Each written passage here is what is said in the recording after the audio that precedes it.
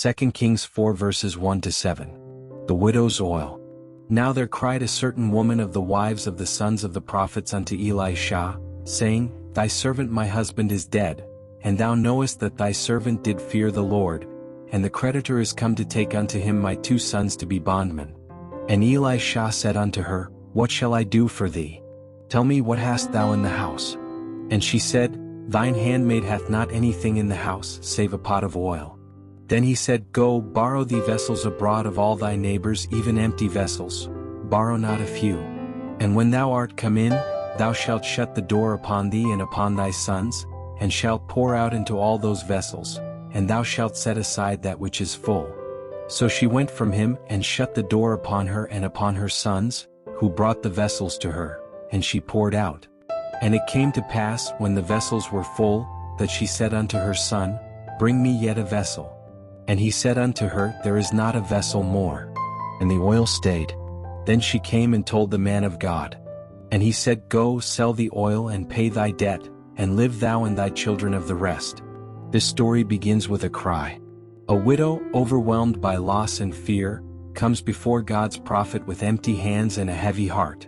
She has been faithful, yet she is afraid of losing everything: her home, her children, her future. In her desperation, she does the most faithful thing she can do. She asks for help. When Elisha asks, What do you have in your house? She answers honestly, Nothing, except a jar of oil. To her, it seems insignificant. To God, it is enough. This reminds us that God often begins His work in our lives with what we think is too small to matter. What we see as almost nothing, God sees as the starting point of grace. The widow is told to gather empty vessels, many of them. Empty, waiting, open. These vessels reflect the posture of our hearts. God fills what is empty, but we must be willing to bring Him our emptiness. The oil flows quietly behind closed doors as she obeys in faith. No crowds. No noise. Just trust. The oil does not stop because God runs out. It stops when there are no more vessels. God's provision is abundant, but it flows into the space we make for Him. When we open our lives to Him, our fears, our needs, our hopes, He pours out exactly what we need and more. In the end, the miracle brings freedom. The widow's debts are paid, her children are safe, and her future is restored. God does not only rescue her from crisis, He gives her life beyond survival. This is the heart of God: to provide, to restore dignity, and to lead His children into peace.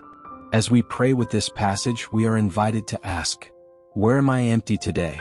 What small jar of oil am I holding? And am I willing to trust God enough to let Him fill me? May we come before Him with open hands and open hearts,